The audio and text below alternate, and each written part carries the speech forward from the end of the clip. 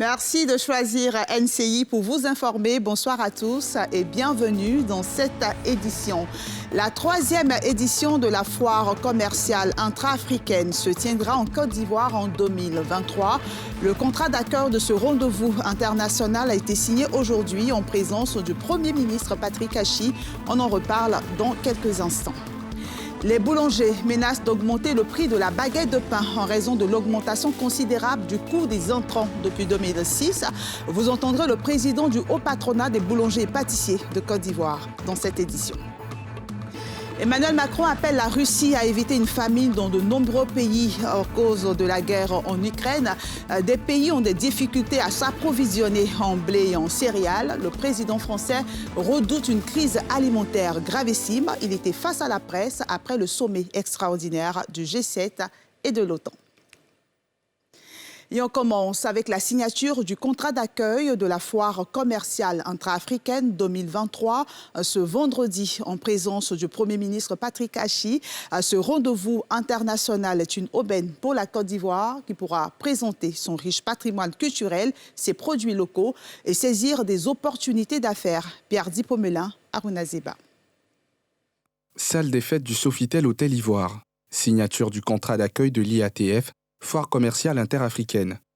La 3e édition se tiendra en novembre 2023 au bord de la lagune Ébrié, où plus de 40 000 visiteurs de plus de 130 pays sont attendus au parc d'exposition d'Abidjan.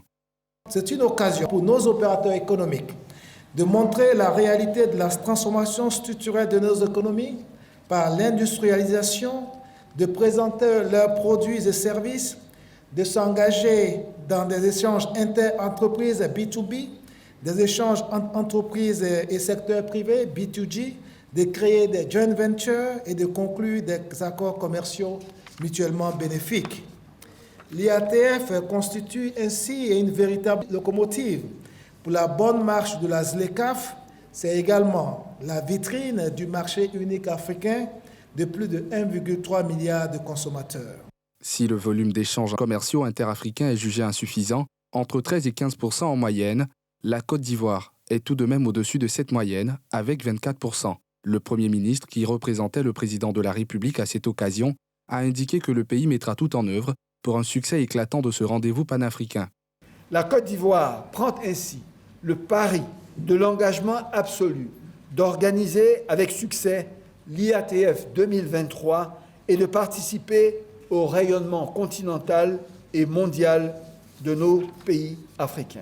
Si la Côte d'Ivoire attache une importance aussi grande à l'organisation de l'IATF, c'est qu'elle perçoit comme un outil stratégique de la ZLECAf devant contribuer à l'accélération de la transformation structurelle des économies africaines portée par l'accélération des échanges commerciaux de biens et de services.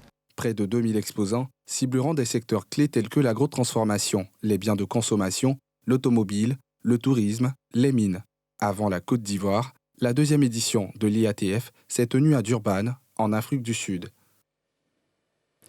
Parlons maintenant de cette menace d'augmentation du prix de la baguette de pain. Le prix de la baguette de pain est fixé à 150 francs CFA depuis 2006. Et depuis, le coût des intrants ne cesse d'augmenter. Les boulangers dénoncent une situation intenable. Notre équipe de reportage a rencontré les différentes fêtières du secteur de la boulangerie et de la pâtisserie de Côte d'Ivoire. Saïdou Mamadou Ouedraogo et Fulgence Kissidou pour des explications. Rendue publique et largement diffusée, une circulaire émise par les professionnels du pain en Côte d'Ivoire a évoqué les raisons qui motiveraient une éventuelle augmentation du prix de la baguette de pain sur le marché. Une nouvelle qui inquiète les populations. En tout cas, la population, moi de mon côté, ça sera difficile. Je pense que ça sera pareil pour les autres aussi. Donc sincèrement, si le gouvernement peut voir ce problème-là, diminuer un peu le pain, faites-nous faveur. Si le pain vient à 200, ça ne sera pas de sous-bon. Franchement, nous, on voulait que non, ça n'a qu'à rester 650 là. La vie est trop dure actuellement. On n'a pas le choix, on est obligé de faire avec. Mais on vous demande beaucoup pardon de rester ça à 650 là. Franchement, ça nous fait plaisir du tout. Interrogé, le président du haut patronat des boulangeries et pâtisseries de Côte d'Ivoire donne les raisons. Depuis belle lurette, nous sommes en négociation avec le gouvernement en vue de la revalorisation du prix de l'un de nos produits phares, à savoir la baguette de pain. C'est vrai que ça dure, Ça urge, les boulangers souffrent, ça crie de partout, ça nous interpelle, ça ferme les boulangeries. Il y a beaucoup de nos collègues, malheureusement, aujourd'hui, qui sont obligés de vendre leur boulangerie. Donc, face à cette situation, nous avons jugé opportun, n'est-ce pas, de porter à leur connaissance, n'est-ce pas, le fruit de nos discussions avec le gouvernement.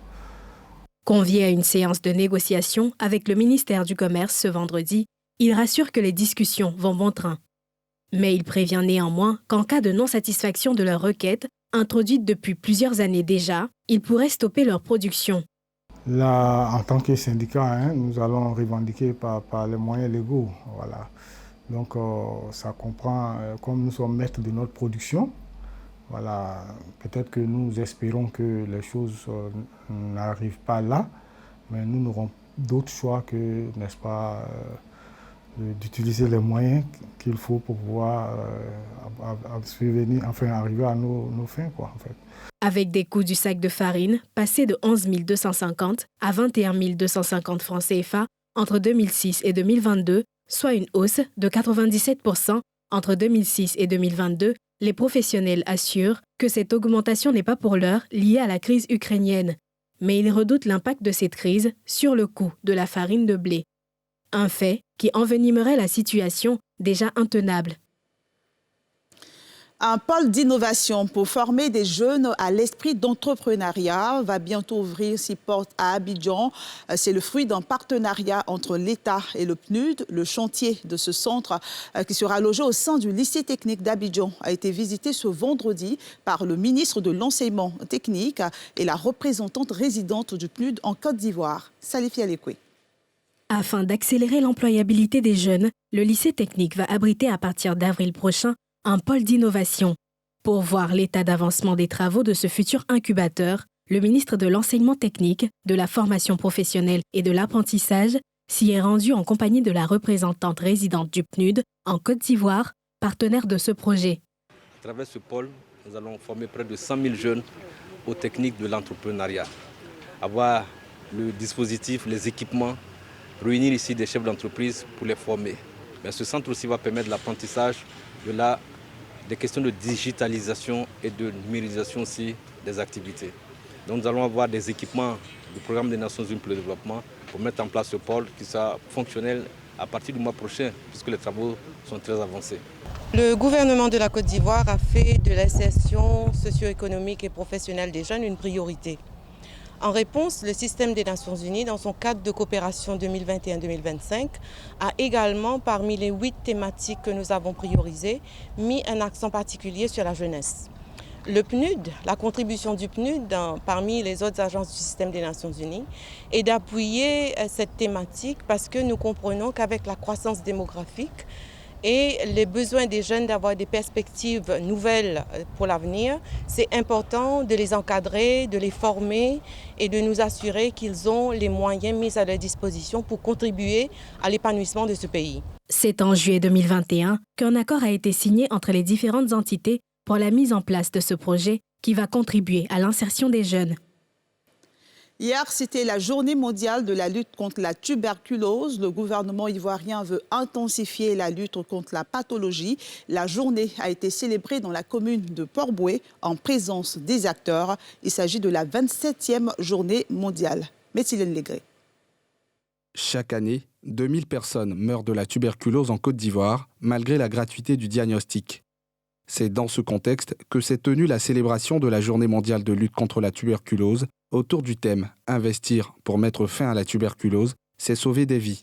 La cérémonie de ce jour est certes le lieu de faire le bilan des accomplissements annuels.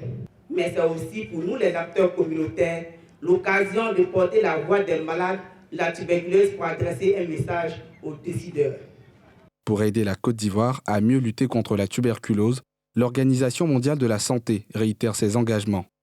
Lors de la réunion de haut niveau des Nations Unies sur la tuberculose qui a eu lieu en 2018, les dirigeants mondiaux ont convenu de mobiliser 13 milliards de dollars américains par an afin de financer la prévention et le traitement de la tuberculose avant la fin de 2022.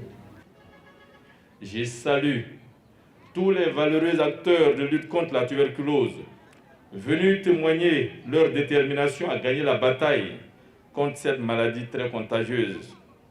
Ce combat est nécessaire car malgré les efforts soutenus du gouvernement, des acteurs de santé et des partenaires, l'incidence de la maladie en 2020 était encore de 135 cas pour 100 000 habitants.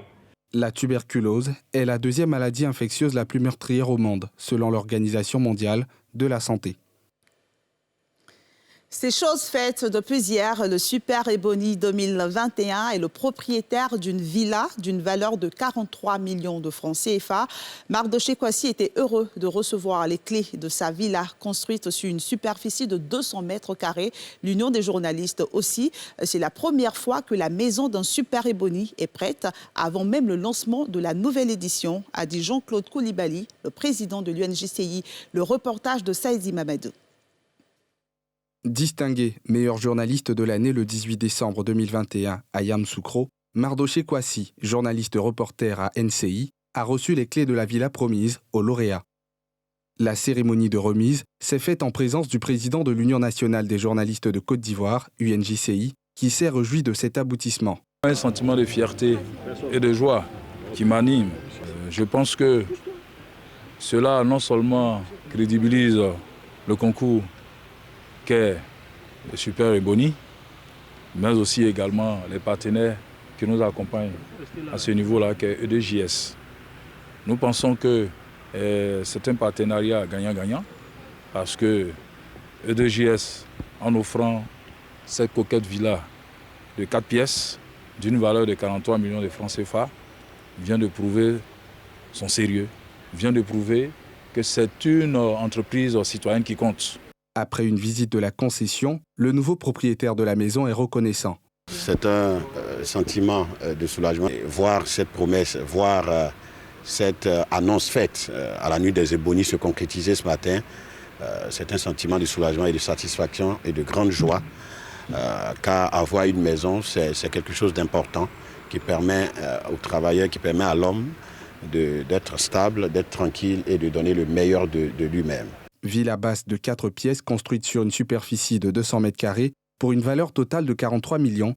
C'est le fruit d'un accord signé en octobre 2021 entre l'Union nationale des journalistes de Côte d'Ivoire et la société immobilière E2JS. Pour nous, E2JS, on s'est engouffré dans la brèche de la recherche de l'excellence. Et nous, en sponsorisant le prix du Super Ebony, c'est bien sûr pour nous l'occasion de montrer tout notre savoir-faire. Un partenariat qui ne compte pas s'arrêter en si bon chemin. Un projet de construction d'une cité pour les journalistes est envisagé dans les prochains mois.